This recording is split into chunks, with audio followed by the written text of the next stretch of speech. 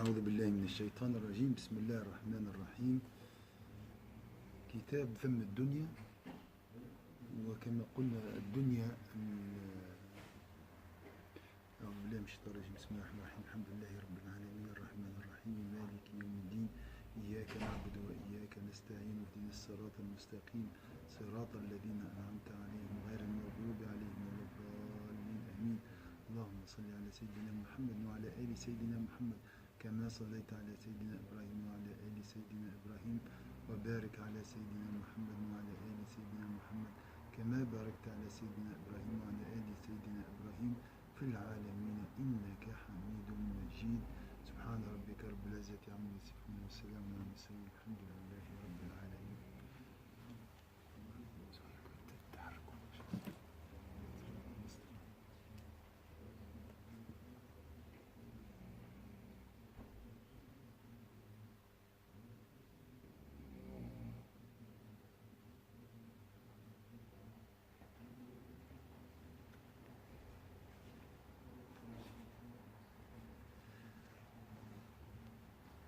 Donc, pour l'objectif, parmi les ateliers d'aujourd'hui, on a comment se détacher de la matérialité.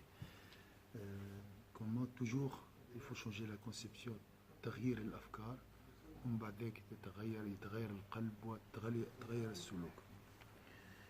أبو سليمان قال لا يصبر عن شهوات الدنيا إلا من كان في قلبه ما يشغله بالآخرة. لا يصبر عن شهوات الدنيا إلا من كان في قلبه ما يشغله بالآخرة. Abu Sulaiman ad-Darani a dit ne renonce aux passions de ce monde que celui dont le cœur est occupé par l'au-delà. يعني لما يكون القلب مشغول بالله عز وجل بيسهل عليه ترك الدنيا. On vient de commencer. Donc la première chose, Abu Sulaiman ad-Darani a dit ne renonce aux passions de ce monde que celui dont le corps est occupé par l'au-delà. C'est logique. وقال مالك بن دينار اصطلحنا على حب الدنيا فلا يأمر بعضنا بعضا ولا ينهى بعضنا بعضا ولا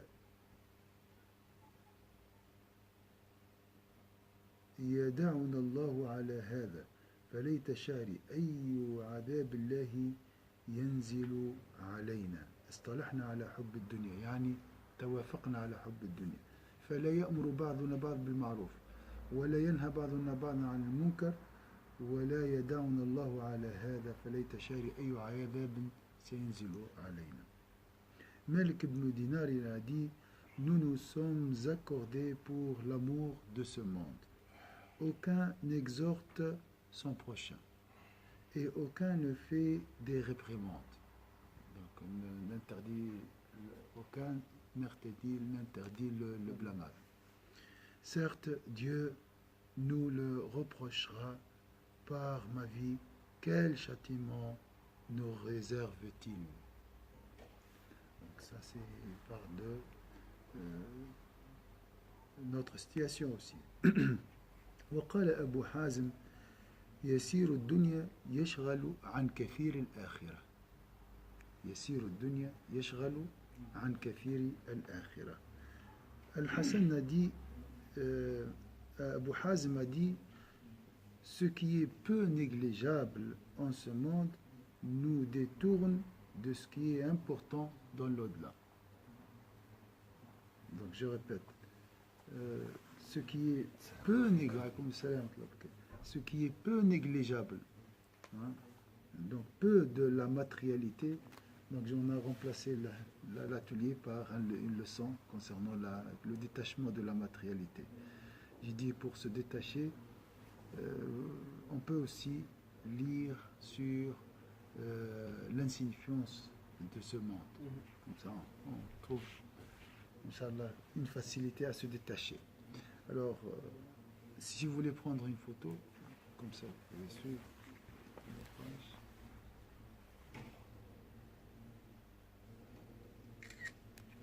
Oui, même peut-être.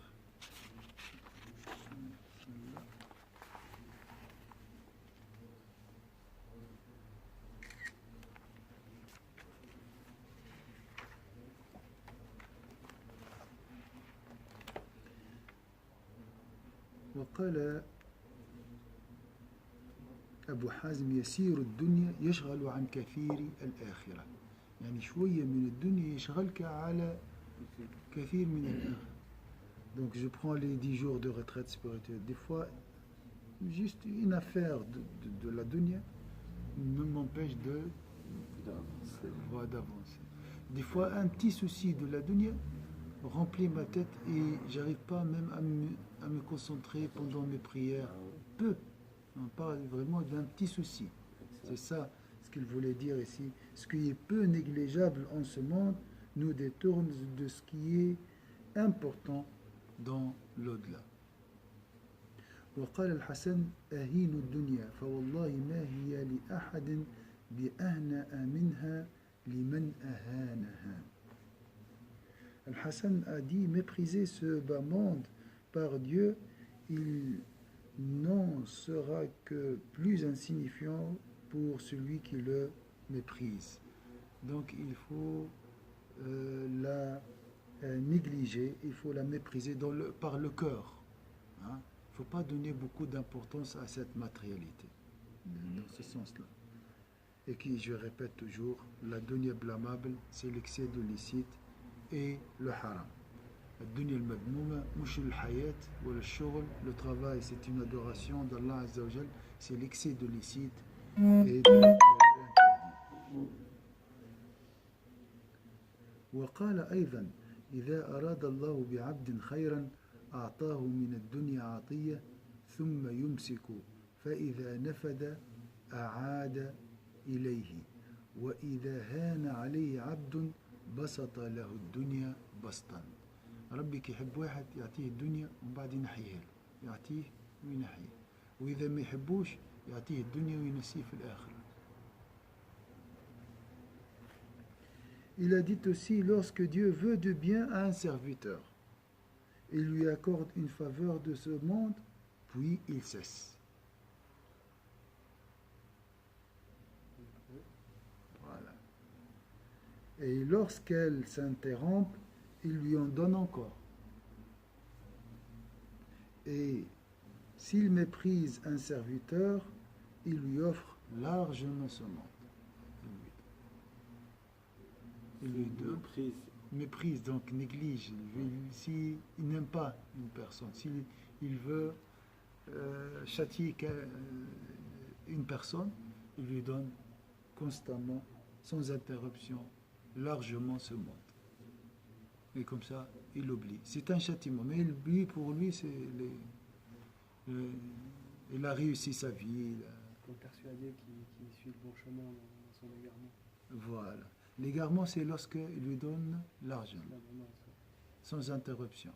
Mais lorsqu'il te donne, après, il retire, et après, il te redonne, et après, ça, c'est, Inch'Allah, un bon signe. Il veut te réveiller, comme s'il veut t'éprouver. Il te revient toujours à Allah Azza wa Jalla. وكان بعضهم يقول في دعائه يا ممسك السماء أن تقع على الأرض إلا بإذنك أمسك الدنيا عني. سبحان الله. Ça c'est un peu pas des fois. يا ممسك السماء أن تقع على الأرض إلا بإذنك أمسك الدنيا عني. يعني سبحان الله. Ça on ne peut pas imaginer. Mais, imagine quelqu'un qui est très riche, qui a les moyens, qui a largement la matérialité de ce bas monde. Il dit aussi, lorsque Dieu veut du bien à un serviteur, on a dit, l'un d'eux disait dans ses prières, ô toi qui empêches le ciel de tomber sur terre par ton ordre, retiens donc ce bas monde loin de moi. La matérialité. Comme j'ai dit, il ne faut pas comprendre ça superficiellement, dans le sens ah, je vais me retirer toute ma vie, j'arrête tout. Non, non, tu travailles, mais attention à ton cœur. Ton cœur, il doit être rempli toujours par Allah et son messager. C'est ça l'équilibre. C'est ça le droit chemin. وقال محمد ابن المنكدر أرأيت لو أن رجلا صام الدهر لا يفطر وقام الليل لا ينام وتصدق بماله وجاهد في سبيل الله واجتنب محارم الله غير أنه يؤتى به يوم القيامة فيقال إن هذا عظم في عينه ما صغره الله وصغر في عينه ما عظمه الله، كيف ترى يكون حاله؟ شنو اللي عظم ربي سي زهير؟ ربي عظم الرسول صلى الله عليه وسلم والآخرة وحقر ماذا؟ الدنيا. صاحبنا عكس، عظم الدنيا وحقر الآخرة، كيف حالهم؟ فمن منا ليس هكذا؟ الدنيا عظيمة عنده مع ما اقترفنا من الذنوب والخطايا. الدنيا في القلب عظيمة وزيد عليها ذنوب وخطايا. وين ماشي؟ Donc la retraite spirituelle nous pousse à bien réfléchir et ces sagesses sont très très profondes. Mohammed ibn al-Munkadir a dit, vois-tu, même si un homme jeûne toute sa vie, jeûne donc jeûner toute sa vie, sans manger, prie toutes les nuits sans dormir, fait aumône de tout ce qu'il possède, lutte pour la cause de Dieu et s'écarte de ce que Dieu a interdit, on le fera comparaître au jour de la résurrection et on dira, celui-ci a eu trop de considération pour ce qui est